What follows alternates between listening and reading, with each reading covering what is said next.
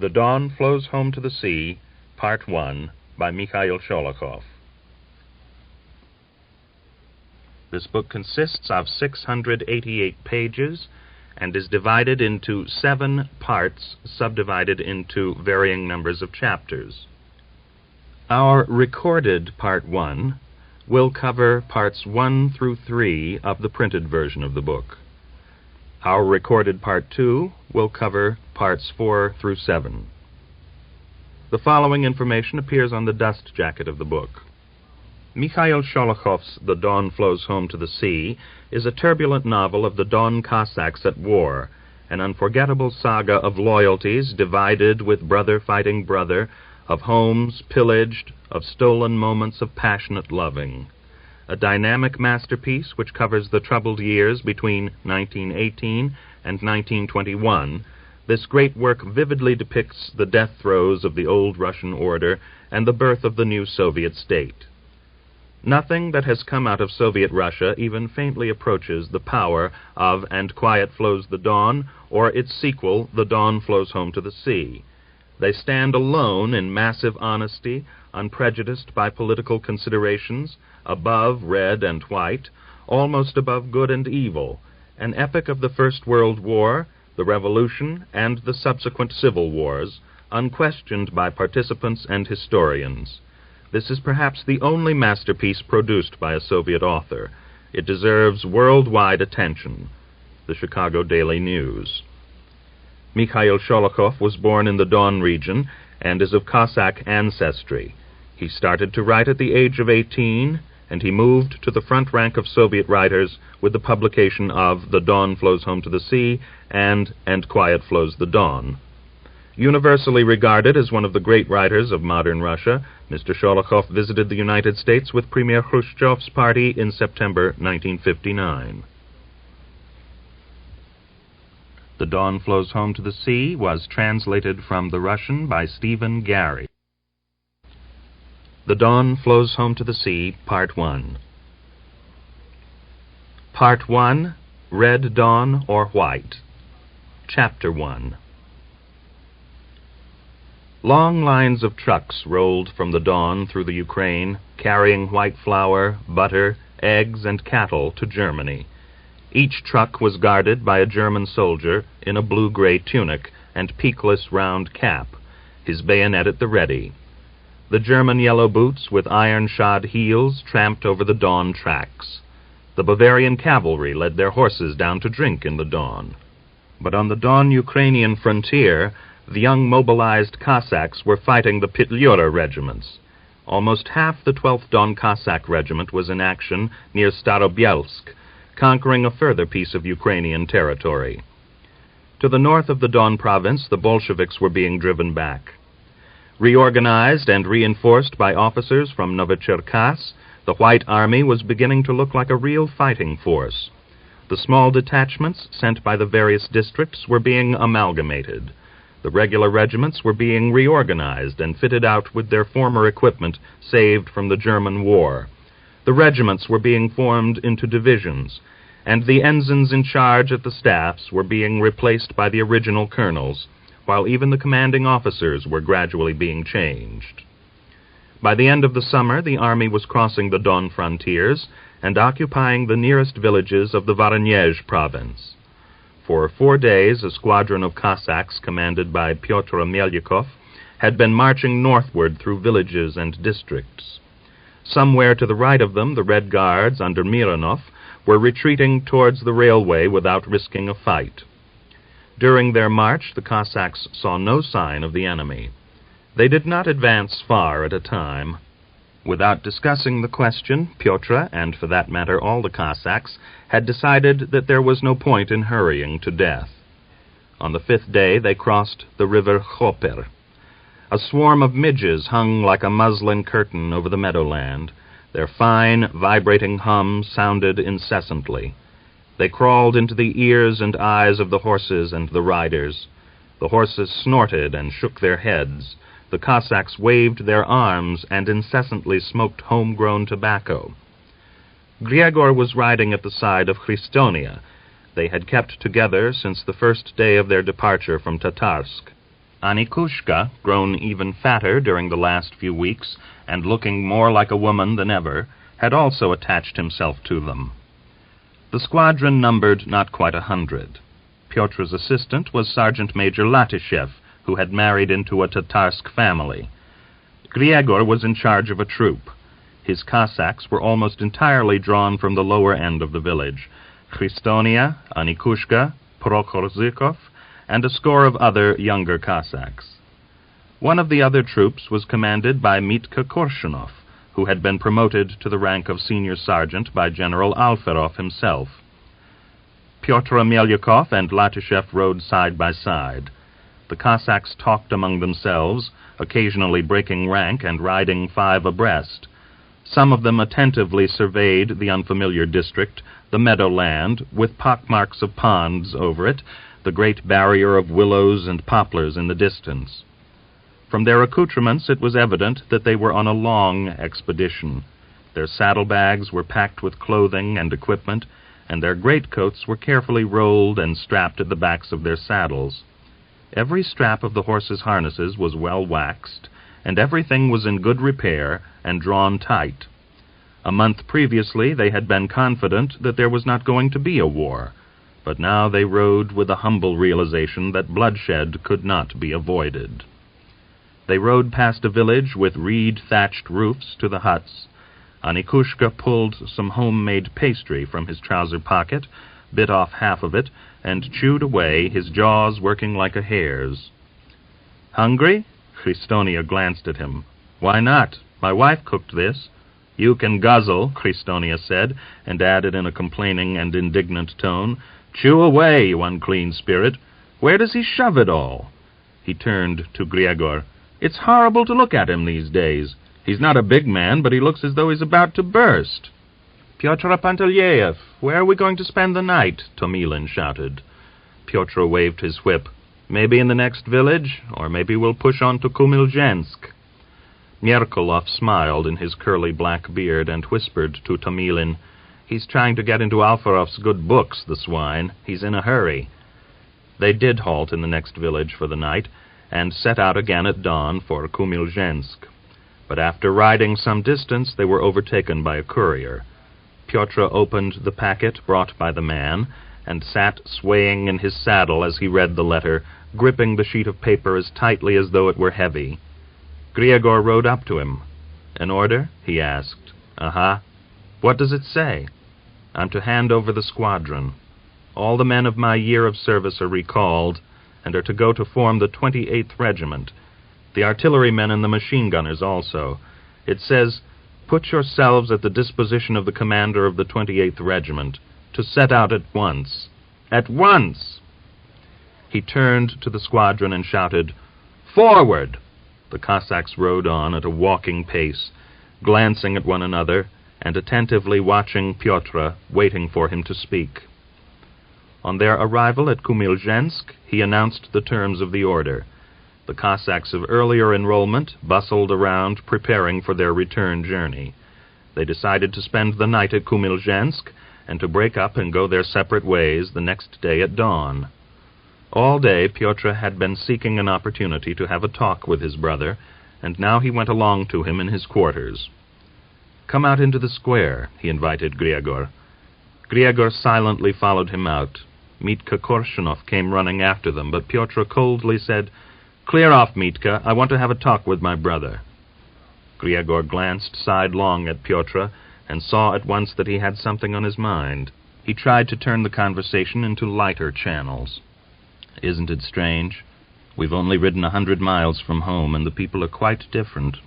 They don't talk like us, and their buildings are not the same as ours. Look, there's a gate with a roof over it, just like a shrine has. We don't have that. And look," he pointed to a hut. "The ledge of that hut has got a covering to it also, so that the wood won't rot, I suppose." "Dry up," Pyotr scowled. "We're not out here to talk about that sort of thing." "Well, what do you want to talk about?" Griegor asked, frowning impatiently. "About everything." Pyotr smiled guiltily and painfully, and bit the ends of his whiskers. "The times are such, Grishka, that we may not see each other again." The half-conscious hostility which Gregor had felt for his brother suddenly disappeared, swept away by Pyotr's words and his miserable smile. The unhappy smile frozen on his lips, Pyotr stared at his brother. With a movement of his mouth, he suppressed the smile. His face hardened, and he said, "Look how they've divided the people, the scum, like a field with a plow, one on one side and another on the other. It's a devilish life and a terrible time. You, for instance, you're my blood brother, but I don't understand you, God's truth. I feel that you're going more and more away from me. That is true, isn't it? You know it is. I'm afraid you'll be going over to the Reds. You haven't found yourself yet, Grishka." "And have you?" Gregor asked, staring as the sun set behind a chalky hill. All the western sky burned with the afterglow. "Yes, I have. I've found my furrow. You won't turn me out of it. I shan't stumble like you, Gregor." "Ho!" Gregor's lips curled in a smile. "No, I won't." Pyotr angrily twirled his mustaches and blinked as though blinded. "You won't drag me into the red noose. The Cossacks are against them, and so am I. I don't want to argue, and I won't. We don't go the same road." "Drop this talk," Gregor said wearily, and turned to go to his quarters. At the gate, Pyotr halted and asked, "Tell me. I want to know. Tell me, Gregor, you won't go over to them?" "I don't know," Gregor replied limply and reluctantly. Pyotr sighed, but he did not question his brother further.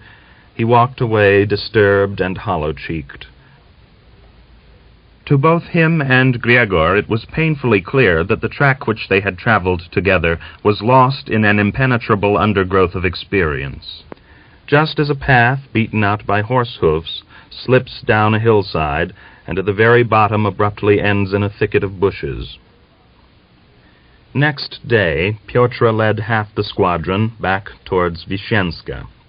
The remaining youngsters set out under Gregor's command for Arzimovsk. From early morning the sun baked mercilessly. The steppe seethed in a brown haze. Behind them loomed the blue lines of hills, and sand stretched in a saffron flood. The sweating horses swung along at a walking pace. The Cossacks' faces browned and flushed beneath the sun. The saddle peaks, stirrups, and snaffles were so hot that they could not be touched with the bare hand. There was no cool even in the forest. There also hung a steaming vapor and the strong scent of rain. Gregor was troubled by a dull yearning. All day, as he swayed in the saddle, he thought disconnectedly of the future. Like the beads of a glass necklace, Pyotr's words tinkled in his ears. The bitter taste of wormwood burned his lips. The road smoked with the heat. Under the sun, the golden-brown steppe extended full length, while arid breezes wandered over it and sent the dust flying.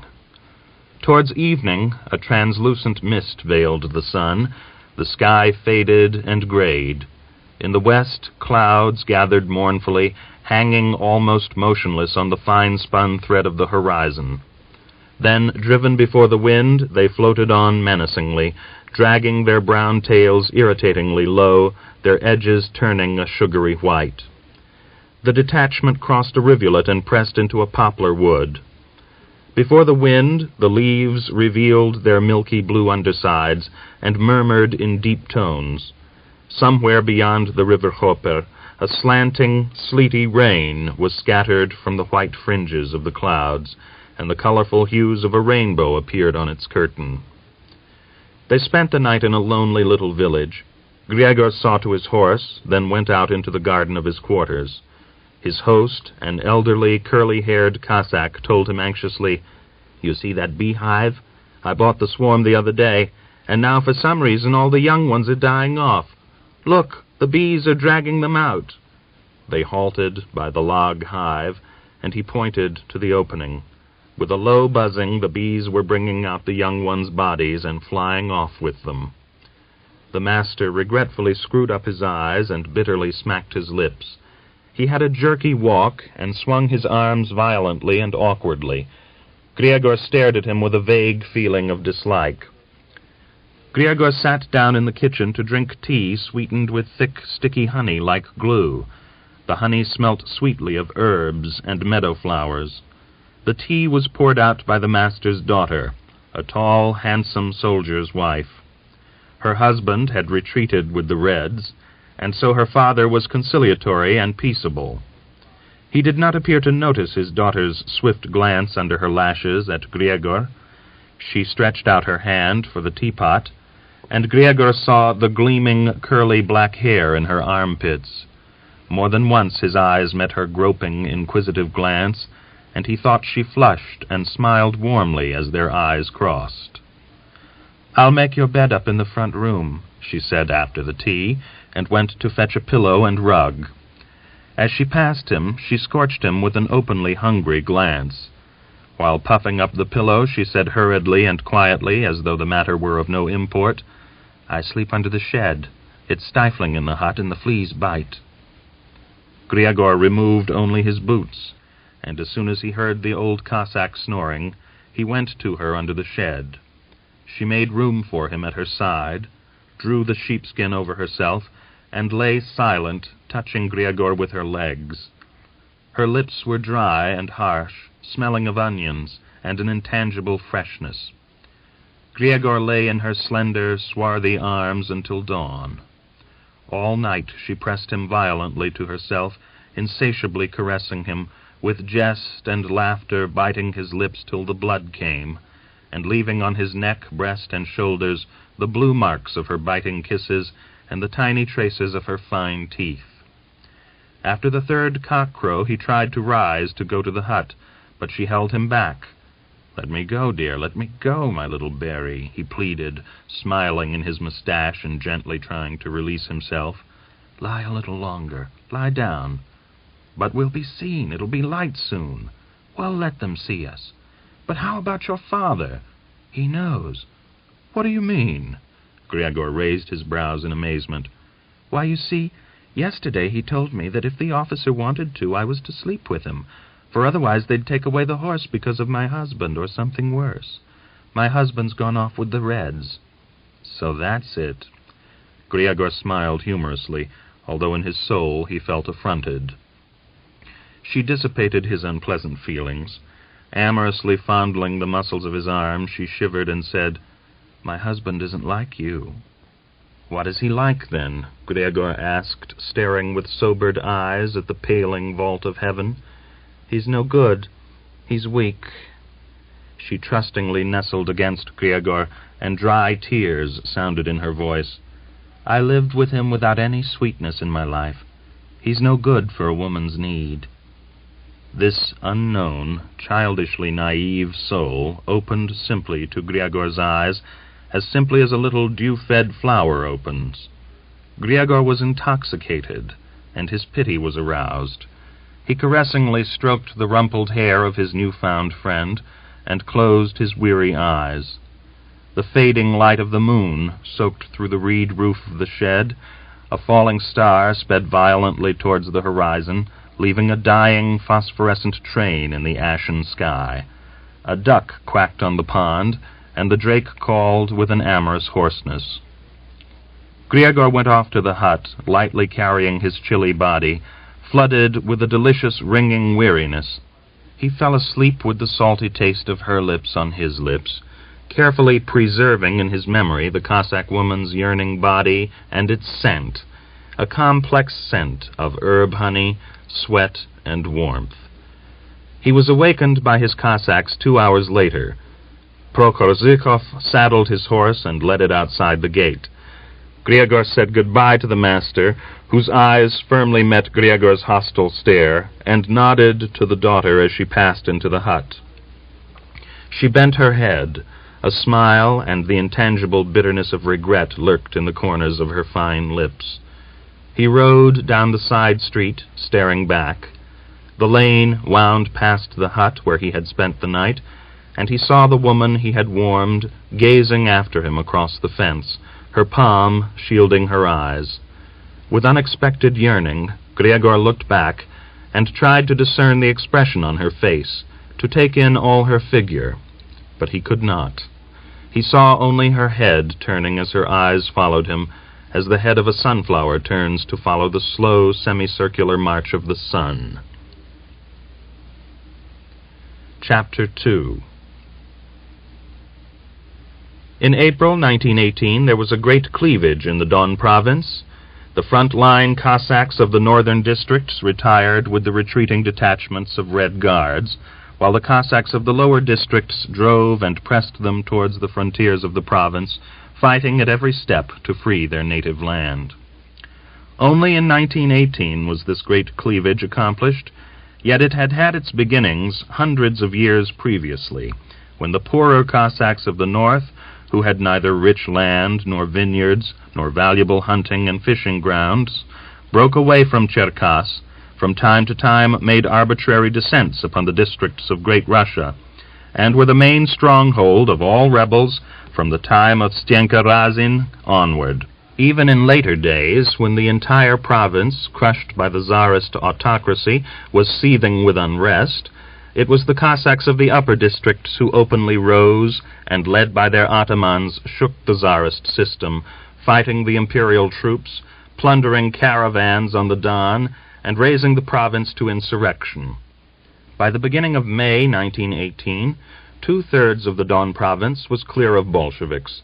It became necessary to set up some form of local government, and May 11th was fixed as the date for the assembly of members of the Don Provisional Government and delegates from the districts and villages.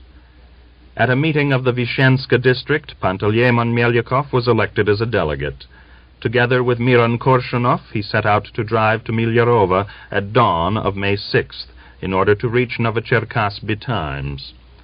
Miron went with him to Milyarova to buy some paraffin, soap, and other things for domestic needs, and also to make a little money by purchasing some sieves for Mochov's mill.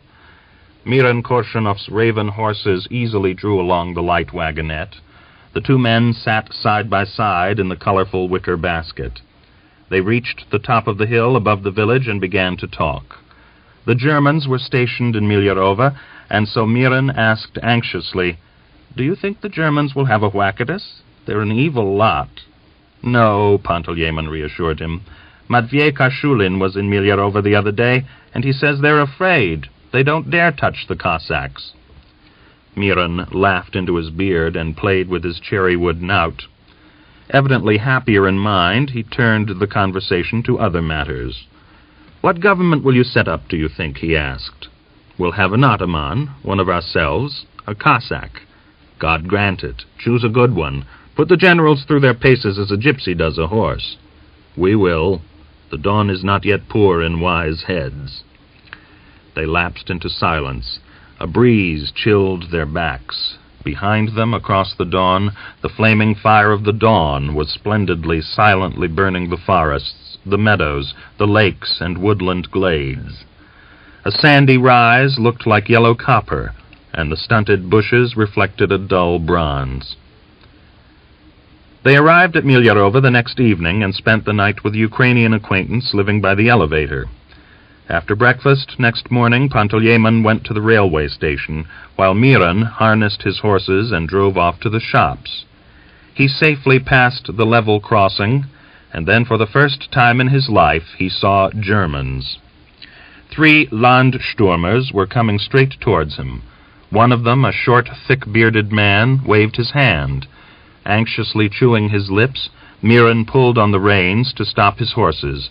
The Germans came up to him. A tall, well-fed Prussian said with a smile, "Look, there's a real live Cossack. He's even wearing Cossack clothes. I expect his son fought against us. Let's send him alive to Berlin. He'd make a queer exhibit." "We want his horses. He can go to the devil," one of the others replied. He cautiously passed round the horses' heads and approached the wagonette. "Down you get, old man. We need your horses to take some flour from the mill to the station." He pointed to the mill, and with a gesture that left no doubt of his meaning, invited Miron to get down. His 2 comrades turned away and walked towards the mill, looking back and laughing. Miron went a grayish-yellow, jumped nimbly out of the wagonette, and went to the horses' heads to lead them. But the German pursed his lips, seized Miran by the sleeve, and signed to him to turn back. "Let go!" Miran pulled himself away and turned whiter. "You're not going to have my horses." By Miran's tones, the German guessed the nature of the reply. He bared his teeth, stared fixedly at the Cossack, and raised his voice authoritatively. He took hold of the strap of the rifle slung across his shoulder, but at that moment Miran remembered his youth. He gave the man a short arm jab with his fist on the cheekbone. The German fell headlong, and as he tried to get up, Miran gave him another blow on the back of his head, glanced around him, and snatched up the man's rifle. He knew now that the man could not fire at him as he turned the horses round, and his only fear was lest he had been seen from the railway. Never before had the Raven horses galloped at such a pace. Not even at a wedding had the wagonette wheels rattled so violently. "Lord, save me! Defend me, Lord! In the name of the Father!" Miran muttered as he incessantly used his whip. His inborn greed was almost his undoing. He wanted to drive to the Ukrainian to collect his things, but his prudence won, and he turned out of the town. He drove the 8 miles to the first village swifter, as he afterwards put it, than the prophet Elijah in his chariot of fire. He turned into the yard of Ukrainian acquaintance, and, more dead than alive, told the man what had happened, imploring him to hide him and his horses. "Hide me. I'll pay you whatever you like. Only save me from death and hide me somewhere. I'll send you a flock of sheep. I'll not regret 60 of my best sheep," Miran pleaded and promised. He remained with the Ukrainian until night was falling, then drove off again like a madman at a gallop until the horses were covered with foam. Only when he had put a good distance between himself and Milyarova did he rein in the horses. But he did not send the Ukrainian the promised sheep. That autumn he happened to call at the village, and catching the man's eyes fixed expectantly on him, he told him, "Our sheep have all died off. We're in a bad way as regards sheep, but I've brought you some pears from my garden for old time's sake." He hoisted out of his wagon a sackful of pears, damaged by the journey, and with eyes averted remarked, "Our pears are good, very good." Then he hurriedly said goodbye.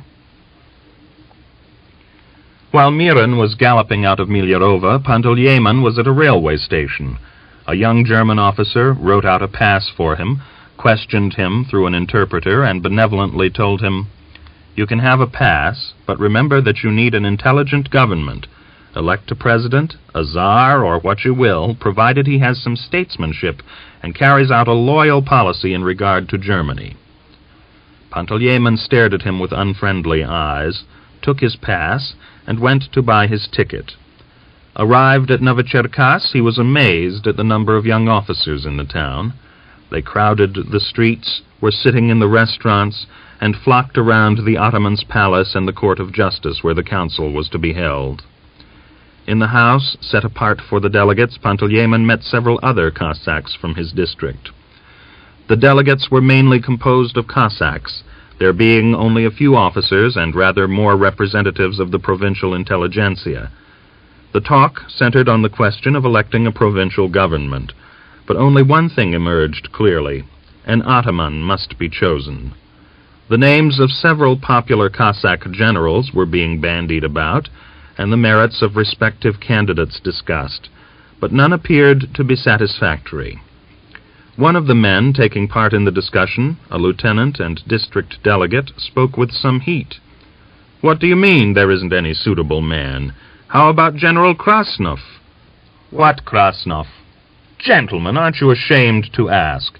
He's a famous general, commander of the 3rd Cavalry Corps, intelligent, a Cavalier of St. George, and a highly talented regimental commander." The lieutenant's fervent adulatory words provoked a delegate representing one of the active service regiments to remark, "And I tell you we know all about his talents. A fine general he is. He distinguished himself all right in the German war. He'd never have got beyond a brigadier if it hadn't been for the revolution." "How dare you say that when you don't know General Krasnov?" the lieutenant answered in icy tones. "And how dare you talk like that about a general who is universally respected? You appear to have forgotten that you're a rank-and-file Cossack." The Cossack was overcome with confusion and muttered, All I say, Your Excellency, is that I myself served under his command. On the Austrian front he ran our regiment up against the barbed wire, and so we don't think much of him. But of course he may be quite different." "What do you think they gave him the Cross of St. George for, you fool?" Panteleimon hurled himself on the front-line man. "You've got into the habit of grumbling. Everything's bad. You can't stand anything. If you'd talked a little less, there wouldn't have been all the mess we're in now, you magpies." All the Cherkass district was solidly in favor of Krasnov. The old men liked him. Many of them had served with him in the Japanese War. The officers were delighted with his past. He was a guards officer and splendidly educated. He had been in the imperial palace and the emperor's suite. The liberal intelligentsia were satisfied with the circumstance that he was not only a general, but also a writer whose stories of officers' life had appeared in various journals, so that although he was a military man, he was cultured. So when, on the third day of the council, a tall general strode onto the platform, the hall broke into a thunder of hand-claps and cheers. This general, youthfully handsome despite his years, posing in a picture postcard attitude, his chest covered with crosses and medals, his face expressing his agitation, seemed to many of those present a first faint revival of the former imperial might. Panteleimon's eyes watered, and he snuffled into his red handkerchief. "There's a general. You can see at once he's a man, rather like the emperor, and you could easily mistake him for the dead Alexander," he thought. Krasnov made a brilliant, perfectly conceived speech. He talked movingly of Russia under the curse of the Bolsheviks, of its former might, and of the fate of the Don. He outlined the present situation, briefly touched on the German occupation, and aroused a tumult of approbation when he ended his peroration by referring to the possibility of an independent existence for the Don when the Bolsheviks had been defeated. "The military council will govern the Don province. The Cossackery, liberated by the revolution, will restore all the splendid ancient order of Cossack life, and we, like our forefathers in the days of old, will say in ringing, powerful voices, 'Your health, White Tsar of Kremlin Moscow, from us, the Cossacks of the gentle Don.'" He was elected military ataman that same evening. But he would not accept the position until the council had conceded certain conditions. He demanded unlimited powers in his capacity as ataman, and agreement to certain fundamental laws. As the latter were merely the laws of the former imperial regime, slightly modified to bring them into conformity with the new situation in the Don, the council agreed, and agreed with gladness.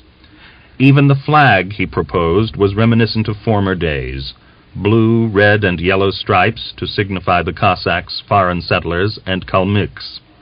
Only the governmental armorial bearings suffered a radical change as a concession to the national spirit. Instead of the rapacious double-headed eagle with outspread wings and unsheathed talons, they represented a naked Cossack with a fur cap on his head, armed with sword, rifle, and ammunition, riding a wine barrel bareback. The council dispersed on May 18th. The members went home satisfied, delighted with the choice of ataman, and with the news from the front. Deeply moved, possessed by a tremendous gladness, Panteleimon Prokofyevich took the train back from Novocherkass. He was unshakably convinced that the ataman's power had passed into good hands, that the Bolsheviks would be quickly beaten, and his sons would return to the farm. As he sat in the car with his elbows on the table, he could still hear the farewell strains of the Don hymn. But the train had not traveled many miles from Novocherkass when through the window he saw the advance patrols of Bavarian cavalry. A group of horsemen was riding at the side of the railway track, coming towards the train. Leaning forward, his eyebrows knitted, Panteleimon watched the hoofs of the horses triumphantly treading the Don earth.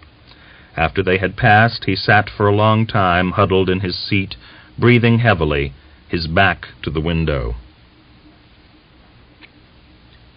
Chapter 3. Mikhail Koshevoy was driven by forced marches from Vishenska to the front. He reached the district village of Feodosiev But there the district ataman kept him for a day, then sent him back to Vishenska under escort. "Why are you sending me back?" Mikhail asked the district secretary. "We've received instructions from Vishenska," the man replied reluctantly. When he reached Vishenska, it transpired that his mother had crawled on her knees to the village assembly and had pleaded with the elders, who in the name of the community had sent a request that he should be made a drover on the district horse ranch. The district ataman shouted this information at Mishka, and angrily ended his harangue. "We won't trust Bolsheviks with the defense of the Don. You can go to the horse ranch, and afterwards we shall see. Look at me, you son of a swine. We had pity on your mother, or we'd have... Clear out!" Mishka wandered down the street unescorted. Weary with his miles of tramping, his feet refused to obey him. He just managed to trudge to his village by nightfall, and the next day, wept over and caressed by his mother, he rode out to the horse ranch, carrying in his memory the picture of his mother's aging face and the first strands of silver in her hair. To the south of Kargin, the virgin, never-furrowed steppe stretched in a tract some 25 miles long and 4 broad. This piece of land of many thousands of acres had been set apart as a grazing ground for the district stallions. Every year on St. Yegor's Day, the drovers drove the stallions from their winter stables and brought them to the pasturage. A stable and barracks for the drovers, overseer, and a veterinary surgeon had been built with money assigned from the district exchequer. Each year the Cossacks of the Vishenska district would bring out their mares, and the veterinary surgeon and the overseer would ascertain that each mare was of the requisite size. The healthy mares were gathered into droves of 40, and each stallion would lead its drove off into the steppe, guarded by a drover who jealously watched over his mares. Mishka rode off to the ranch on the one horse belonging to his farm. By noonday, beyond the steaming haze rising above a dell, Mishka discerned the barracks and the gray, weather-stained roof of the stables. Still farther, far to the east, he could see a brown patch of horses running down to a pond. A rider galloped, a toy man on a toy horse, at their side. Mishka rode into the barrack yard, dismounted, tied the reins to the pillar of the porch, and went inside. In the spacious corridor he was met by one of the drovers, a thick-set, freckled Cossack. "Who do you want?" he asked in an unfriendly voice, scanning Mishka from head to foot. "I want the overseer."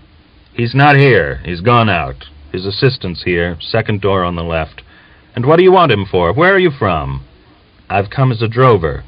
"Fine men they send out." The man went muttering towards the door.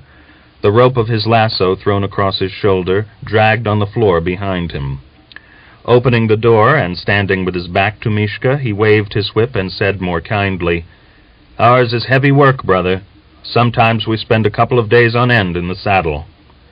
Mishka stared at his rounded shoulders and bandy legs.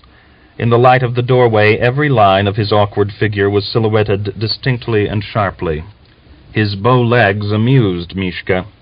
"He looks as if he's ridden 40 years bareback on a barrel," he thought as he fumbled for the door latch. The assistant overseer received the new drover calmly and ceremonially. Soon afterwards the overseer himself arrived. He was a healthy-looking Cossack, a former sergeant major of the Ataman regiment. He gave instructions for Mishka to be included on the ration roll, and went out with him to the porch. "Can you train horses?" he asked. "Have you ever broken in a horse?" "I can't say I have," Mishka admitted frankly, and at once noticed a shade of dissatisfaction pass across the overseer's face. Scratching his back, the man stared fixedly at Mishka. "Can you use a lasso?" he asked. "I can." "And you're decent to horses?" "Yes." "They're like human beings, only they're dumb. Be decent to them," he ordered, and needlessly going into a fury, he shouted, "Look after them, and not with the whip." For a moment his face was thoughtful and animated, but the expression immediately passed, and a heavy crust of dull equanimity took its place. This book is continued at this point on the other side of this cassette.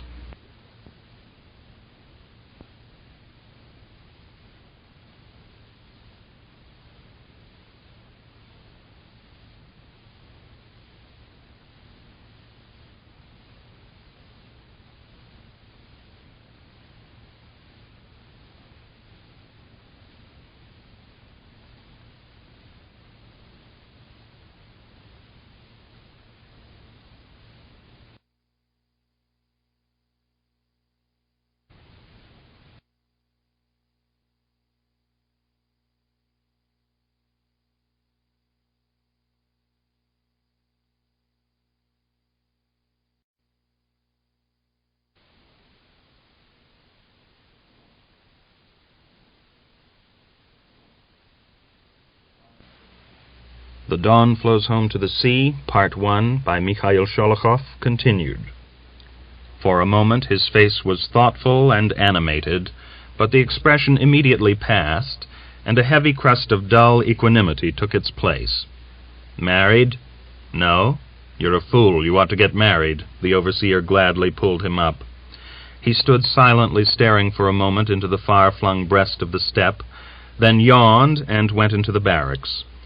During a month's service as drover, Mishka heard not a word more from his lips. Altogether there were 55 stallions on the ranch, and each drover had 2 or 3 droves to look after. Mishka was entrusted with a large drove led by a powerful old stallion named Bachar, and a smaller drove of some 20 mares, and a stallion nicknamed Banal. The overseer sent for one of the most efficient and fearless of the drovers, a man named Soldatov, and told him, "Here's a new drover, Mikhail Sholokhov from Tatarsk village. Show him Banal's and Bachar's droves, and give him a lasso. He'll live in your hut. Show him where. Off with you." Soldatov silently lit a cigarette and nodded to Mishka. "Come on." In the porch he asked, pointing to Mishka's mare standing half asleep in the sun, "That your animal? In foal?" "No." "Put her to Bachar. He's from the Imperial Stud Farm, across with an English horse. Well, up you get." They rode off together. The horses waded up to their knees in grass. Before them, wrapped in a tender blue haze, the steppe lay majestically silent. The sun streamed down from the zenith beyond a thread of opal clouds. A heavy, oppressive aroma arose from the hot grass. To the right, the pearly-white, smiling surface of a lake gleamed in the mistily outlined depression of a dale. But all around, as far as the eye could see, was green, illimitable space, quivering streams of haze, the ancient steppe fettered in the noonday heat, and on the horizon a magically intangible azure mound. The 2 Cossacks rode along without talking. Mishka was experiencing a new feeling of quiet humility. The steppe oppressed him with its silence, its all-wise majesty. Bent towards his horse's mane, his companion dozed in his saddle, his freckled hands folded over the saddle bow, as though he were about to receive the sacrament. Mishka took over the 2 droves allotted to him, and put his things into the field hut. 3 other drovers shared the hut with him, Soldatov being their senior.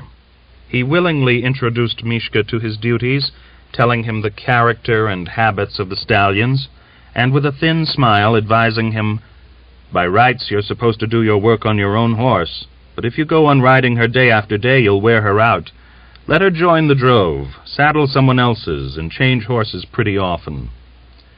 Before Mishka's eyes he selected a mare from the drove, and dexterously lassoed her.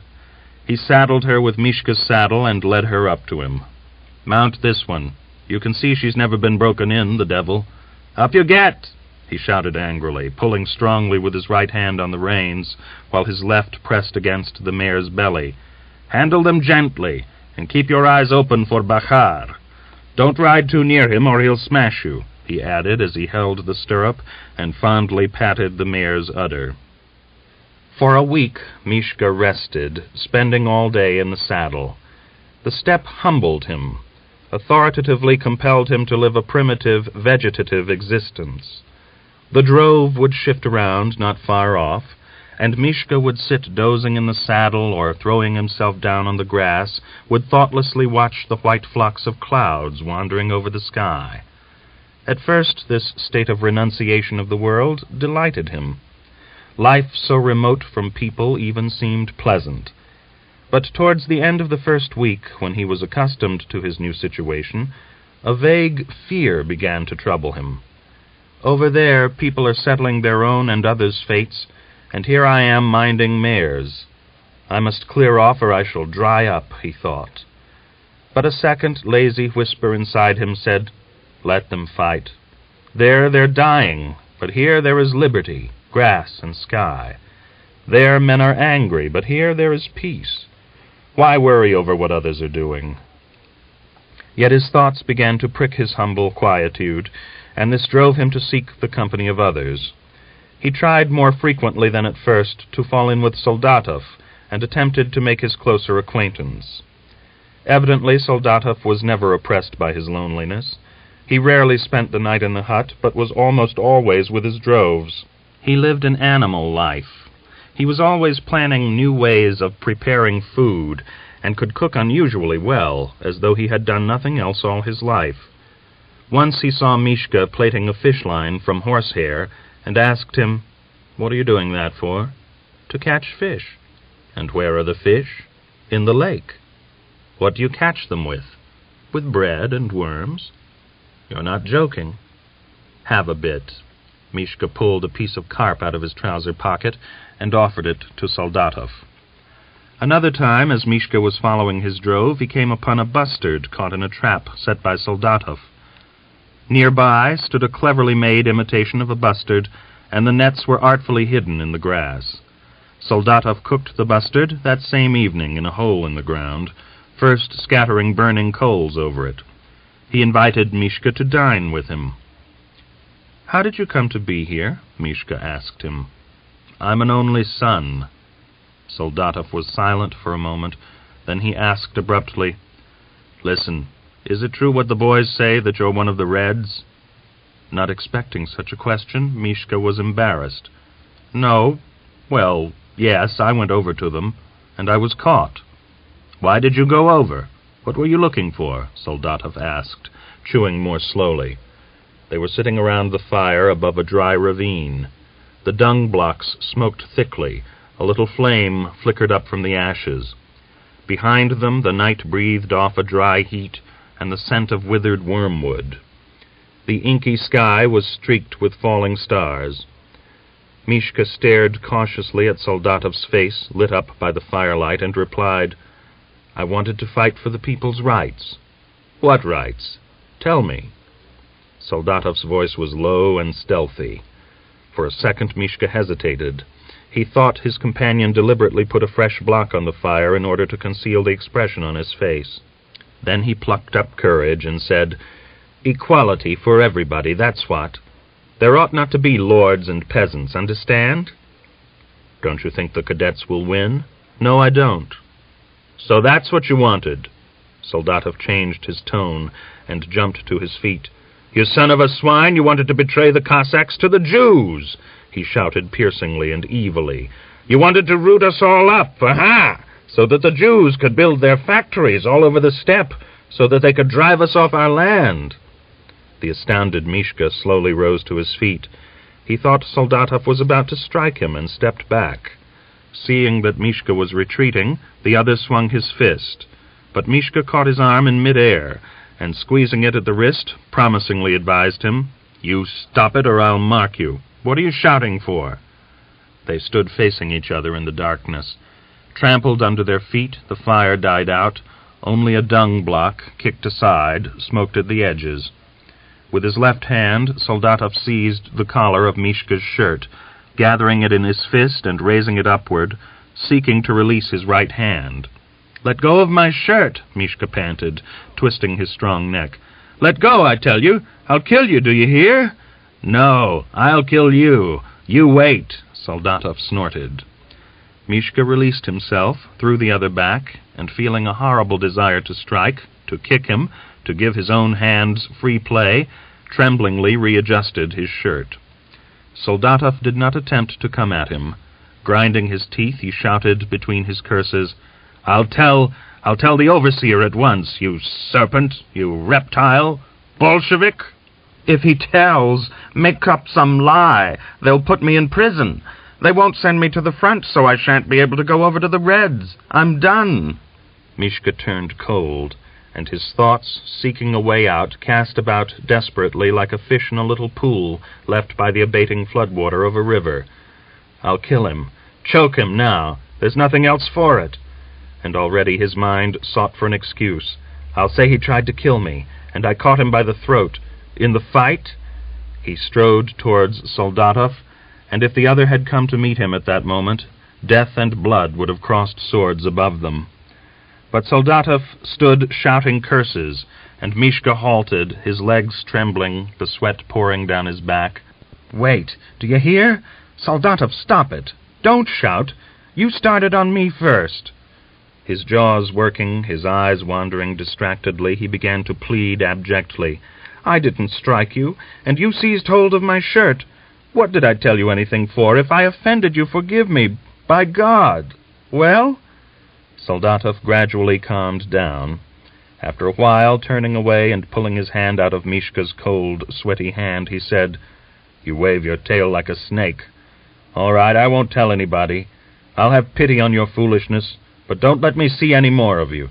I can't stand the sight of you, you swine.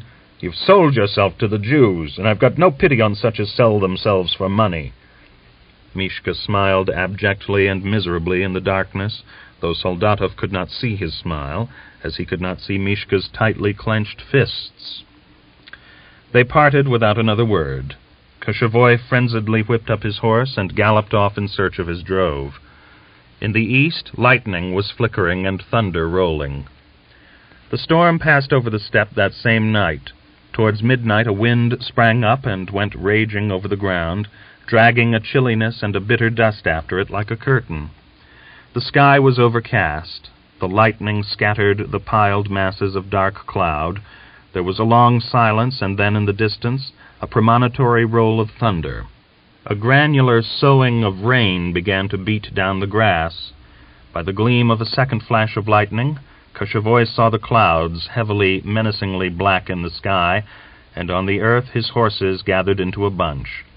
The thunder broke with a terrifying roar, and the rain suddenly poured down in torrents. The steppe murmured vaguely, the wind tore the cap from Mishka's head and forced him to bend down over his saddle-bow. For a minute there was a rocking silence. Then the incendiary lightning flamed again across the heaven, leaving a still more palpable darkness. The next thunderclap was so loud and rolling that Mishka's horse sat back on its haunches, then reared on its hind legs. The horses in the drove began to stamp their hoofs. Pulling on the reins with all his strength, Mishka shouted in the attempt to cheer them, "Stop! Whoa!" By the sugary white zigzag of lightning that flickered through the clouds, he saw the drove turn and gallop furiously towards him, their noses almost touching the ground. Their dilated nostrils drew in the air in great gasps, and their unshod hoofs drummed muffledly on the earth. Bachar was in front, coming on at top speed.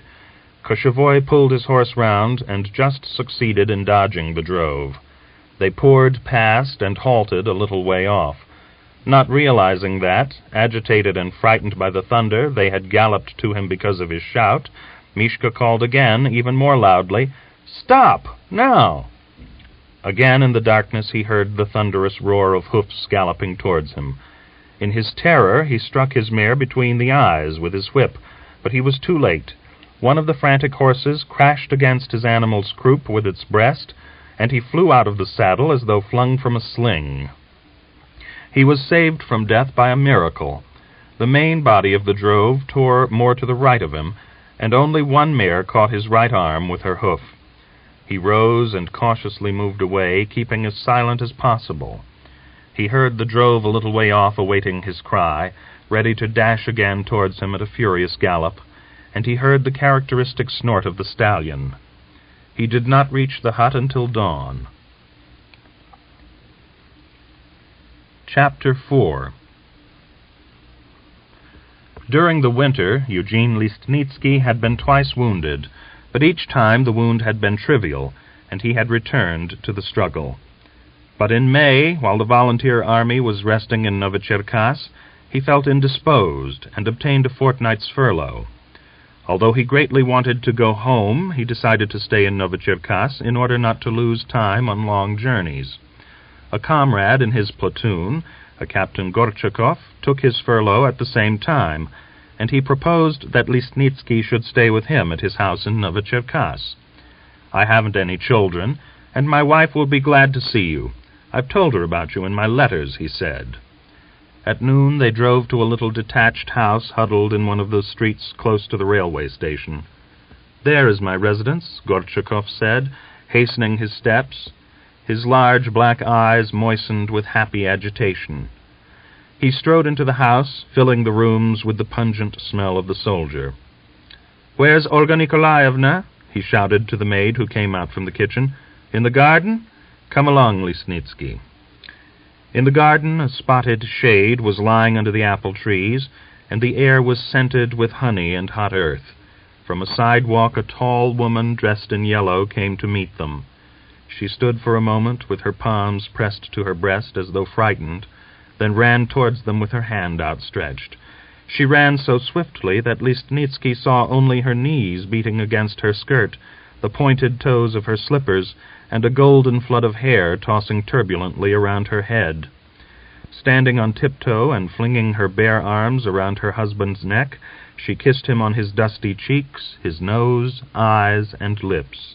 Listnitsky rubbed his pince-nez, sniffed in the scent of the verbenas, and smiled a self-conscious, constrained smile. When her outburst of delight had subsided, Gorchakov carefully but firmly released her fingers from his neck, and putting his arm across her shoulders, turned her lightly round.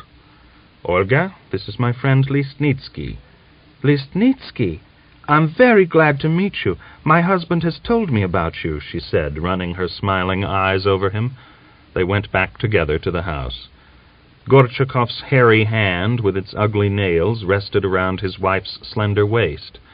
Listnitsky glanced covertly at that hand, and felt childishly unhappy, as though he had been unjustly and seriously injured by someone.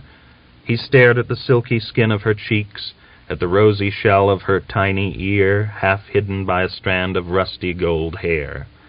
His eyes slipped to the opening of her gown at her chest, and he saw a swelling, milky white breast and a tiny brown nipple. Occasionally she turned her light blue eyes to him, and their glance was kindly and friendly, but he was pricked with an irritating pain when those same eyes, turned to her husband's swarthy face, lit up with a very different light. Only at dinner-time was Listnitsky able thoroughly to observe his friend's wife. In her shapely figure and her face was that fading, waning beauty which blooms in a woman who has seen her 30th autumn. But in her humorous, rather chilly eyes, and in her movements, she still retained an unexpended reserve of youthfulness. Her face, with its soft, attractively irregular lines, was perhaps quite ordinary, but one contrast struck the eyes at once. She had fine, dark red, parchingly hot lips, such as are found only among the swarthy women of the South, but her skin was translucently rosy, and her eyebrows were fair. She laughed freely, but her smile seemed studied. Her low voice was toneless and lacking in light and shade. To Listnitsky, who for 2 months had seen no woman except bedraggled nurses, she seemed exaggeratedly beautiful. He stared at her proudly carried head, at the heavy knot of hair, answered questions ineptly, and soon, pleading fatigue, retired to his room. Sweet and yearning the days passed by. Afterwards, Listnitsky turned them over reverently in his mind, torturing himself senselessly and stupidly like a child. The Gorchakovs united in avoiding him. Under the pretext that repairs had to be done, he was transferred from the room adjacent to their bedroom to one in a far corner of the house. He realized that he was a constraint to them, but he had no desire to go elsewhere. For days on end he lay under the apple trees in a dusty orange coolness, reading the newspapers hurriedly printed on packing paper, or falling off into a heavy, unrefreshing sleep. His boredom was shared by a handsome pointer, who was silently jealous of his master's monopoly of his mistress, and transferred himself to Listnitsky, lying down at his side. With a woman's instinct, Olga realized the source of his mood. Restrained from the beginning, she grew even more restrained in her attitude towards him. Once, as they were returning one evening from the town garden, they were walking along side by side. At the gate, Gorchakov had been stopped by officer acquaintances. Listnitsky took her under his arm and alarmed her by pressing her elbow strongly against his side. "What are you staring at?" she asked with a smile. He detected a low, playfully challenging note in her voice. Only then did he risk playing his card. He bowed his head and smilingly whispered, "Enthralled by a disturbing presence, I gaze beyond the darkened veil to see a strand by magic enchanted, and an enchanted dale." She quietly released her hand and said in a merry tone, "Eugene Nikolaevich, I cannot but notice your attitude to me. Aren't you ashamed? Wait, I thought you would have been a little different. Let us put an end to this. I am a poor subject for such experiments. So you feel like love-making? Don't spoil our friendly relations, and please drop your nonsense. Do you agree? Give me your hand." Listnitsky feigned a noble indignation, but he could not sustain the role, and, following her example, burst into laughter. After Gorchakov had caught up with them, she grew even more animated and gay, but Eugene was silent, mentally jeering at himself. Despite her intelligence, she sincerely thought that after this they would become friends. Outwardly, Listnitsky justified her confidence, but in his spirit he was almost coming to hate her, and after some days, catching himself in the tormenting task of finding repellent traits in her character and person, he realized that he was on the verge of a genuinely deep feeling. The days of furlough seeped away, leaving their sediment in the consciousness of all three.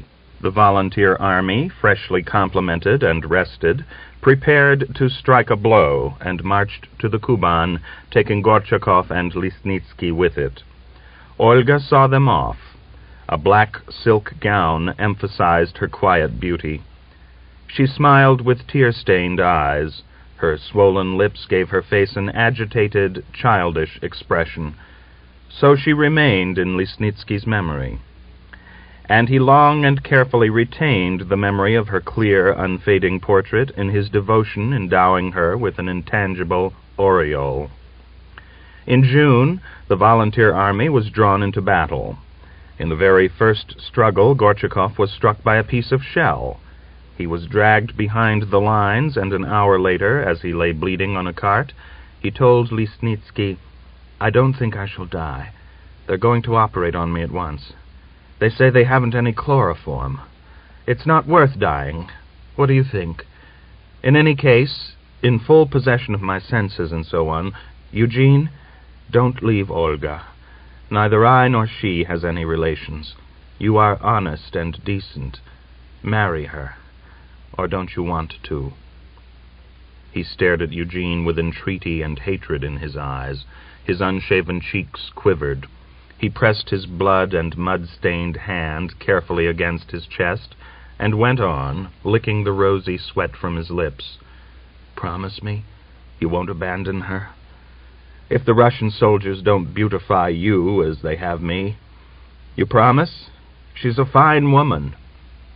All his face twisted wryly. "A woman from Turgenev's pages. There aren't any like her these days. You promise? Why are you silent?" "I promise." "Well, and now go to the devil. Goodbye." He gave Listnitsky a tremendous hand-clasp, then with an awkward, desperate movement drew him to himself. Trembling with his effort, raising his wet head, he pressed his parched lips to Listnitsky's hand. Then he hastily covered his head with the edge of his greatcoat and turned away. Eugene caught a glimpse of the cold rigor on his lips and the moist gray tinge of his cheek. He died 2 days later. The very next day, Listnitsky was sent to the rear with a seriously wounded left arm and thigh. A long and obstinate struggle was in progress. With his regiment, Eugene had gone twice into the counterattack. A third time, the ranks of his battalion were called upon to advance. He ran, stumbling through the uncut wheat, holding a spade above his head with his left hand, his rifle gripped in his right. A bullet sped with a ringing whistle past the blade of the spade, and he felt a prick of joy. Missed! But the next moment his arm was flung aside by a short, terrifyingly strong blow. He dropped the spade and ran on with unprotected head for another 50 yards. He tried to carry his rifle at the trail, but could not raise his hand. The pain flowed sullenly into every joint. He lay down in a furrow and cried out again and again, unable to restrain himself. Even as he lay, a bullet struck him in the thigh, and he slowly and painfully lost consciousness. At the rear, they amputated his shattered arm and drew fragments of bone out of his thigh. 2 weeks he lay lacerated by despair, pain, and yearning. Then he was transferred to Novicherkass, and he spent another 30 exhausting days in the hospital. Occasionally, Olga visited him. Her cheeks had taken on a greenish-yellow tinge. Her mourning deepened the yearning of her eyes. Listnitsky stared at her faded face and was silent, ashamedly, stealthily, concealing his empty sleeve beneath the blanket. Almost unwillingly, she asked him for details of her husband's death. Her eyes wandered over the beds, and she listened with apparent abstraction. When he left the hospital, Eugene went to call on her. She met him on the steps of the house and turned away when, as he kissed her hand, his head bent low into the thick mass of her golden hair. He was carefully shaven and wearing an elegant jacket, but his empty sleeve tormented him. The short, bound stump of arm stirred shudderingly within it. They went into the house. Without sitting down, he began to speak. Before his death, Boris made me promise not to leave you. I know. He told me in his last letter. His desire was that we should be together.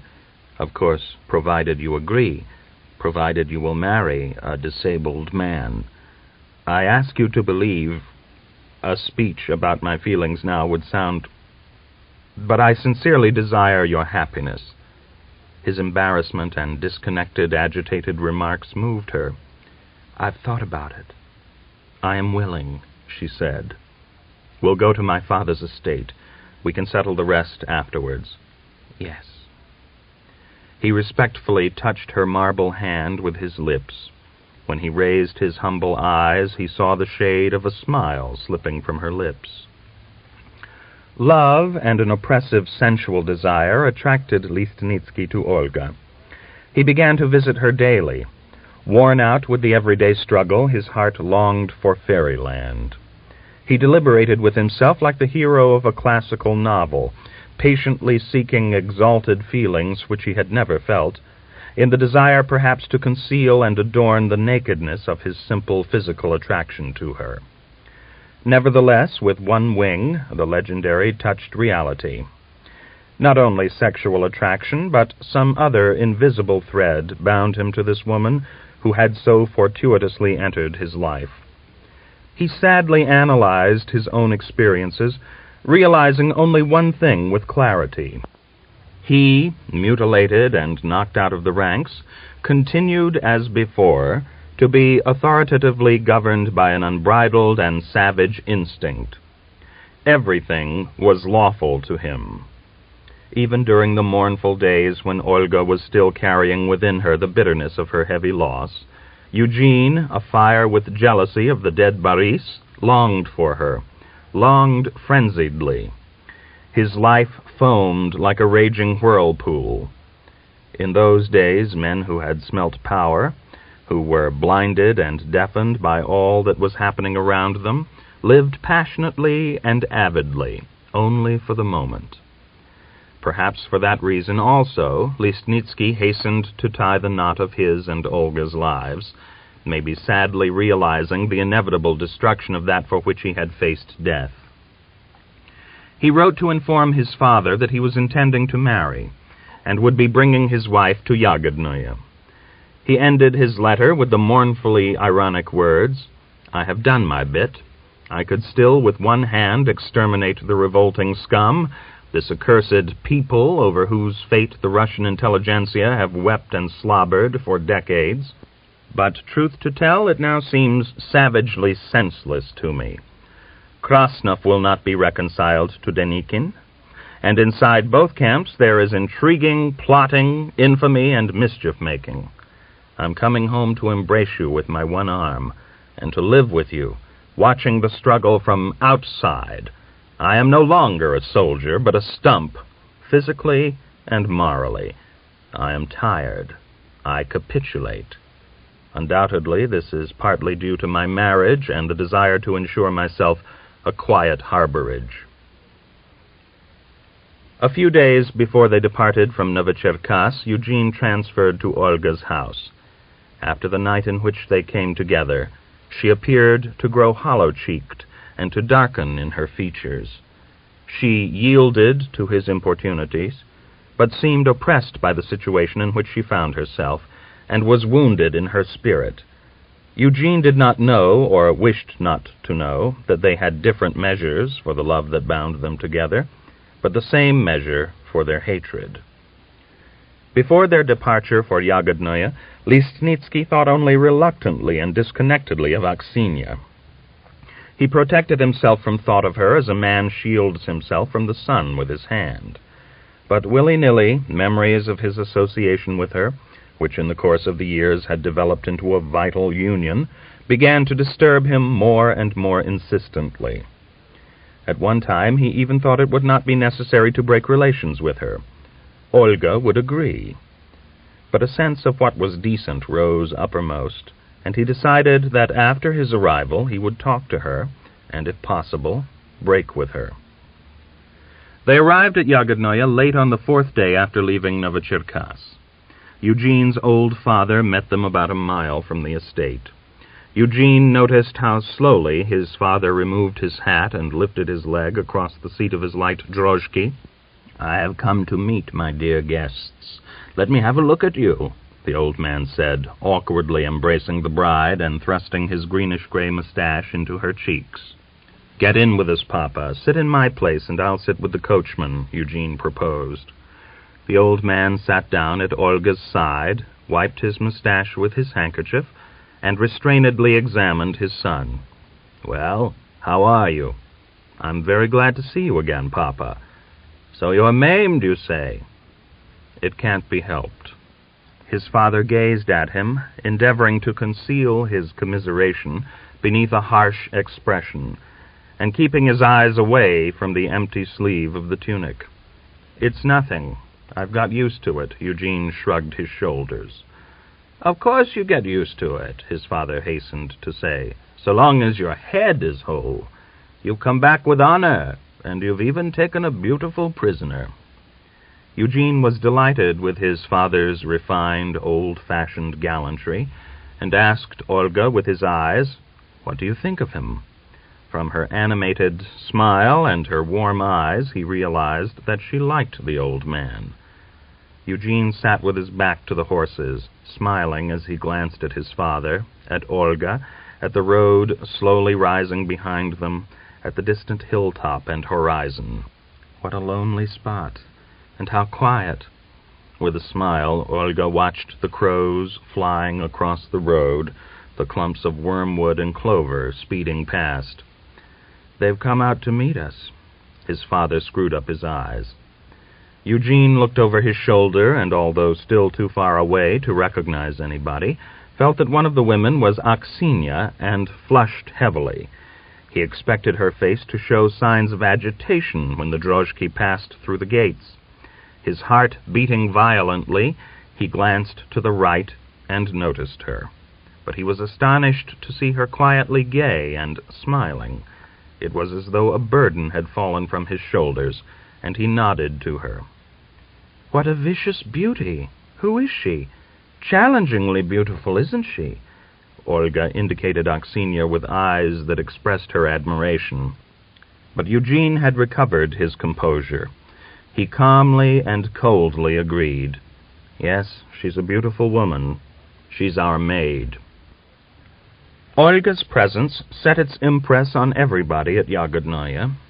The old master, who previously had spent all day wandering about in his nightshirt and warm woolen pants, gave orders for his old coats and trousers to be brought out of the chests in which they had been packed in naphthalene. Formerly careless of his own person, he now shouted at Aksenia if there was the least crease in his linen, and made terrible faces when she gave him uncleaned boots of a morning. He freshened up and pleasantly surprised Eugene by the smoothness of his shaven cheeks. As though in presentiment of some evil, Aksenia tried to please the young mistress, and was ingratiatingly humble and over-willing to serve her. Lucaria nearly jumped out of her skin to prepare good meals, and excelled herself in inventing new and tasty sauces and gravies. Even old Sashka, greatly aged and feeble, was affected by the baneful influence of the changes occurring in Yagodnoye. His old master happened to meet him close to the steps, examined him from head to foot, and wagged his finger menacingly. "What's all this, you son of a swine?" Old Lisnitsky rolled his eyes ferociously. "What a state your trousers are in!" "Well, what state?" old Sashka replied impudently, although he was a little confused by the unusual inspection and the master's trembling voice. "A young woman in the house, and you trying to drive me into my grave, you scum. Why don't you button up your fly, you stinking goat?" Old Sashka ran his dirty fingers down the long row of buttons as though playing an accordion. He was about to make some further impudent retort, but his master stamped his foot so hard that the sole of his old-fashioned pointed boot gaped away from the upper, and he snorted, "Back to your stable! Quick march! I'll tell Lucaria to scrub you with boiling water! Get that dirt off you, you old hack!" Eugene rested and went wandering off with a rifle to shoot partridges. He was oppressed by the problem of Aksenia. But one evening his father summoned him to his room. Anxiously looking at the door and avoiding his son's eyes, he asked, You must excuse me for interfering in your personal affairs, but I want to know what you propose to do about Aksenia." Eugene betrayed himself by the haste with which he began to puff at his cigarette. He flushed, and, feeling that he flushed, went still more red. "I don't know.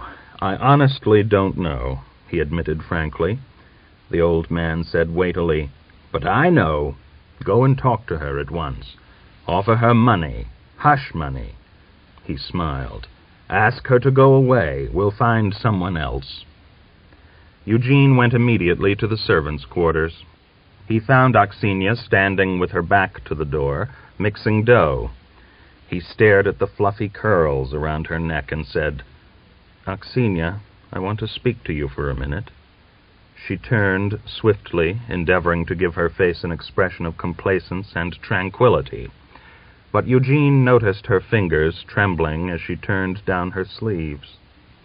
She threw a timorous glance at the cook, and, unable to control her joy, followed Eugene with a happy, questioning smile. On the steps outside, he said to her, "We'll go into the orchard. I want to talk to you." "All right." She agreed gladly and humbly, thinking this meant the renewal of their former relationship. As they went, Eugene asked in an undertone, "Do you know why I have called you out?" Smiling in the darkness, she caught at his arm, but he snatched it away, and she realized all. She halted. "What is it you want, Eugene Nikolaevich?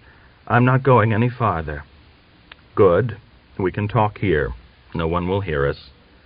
Eugene hurried and was entangled in an invisible network of words. "You must understand. I can't be with you now as I was. I can't live with you, you understand? I'm married now, and as an honest man I can't do anything shameful. My conscience won't allow it," he said, tormentedly ashamed of his high-flown words.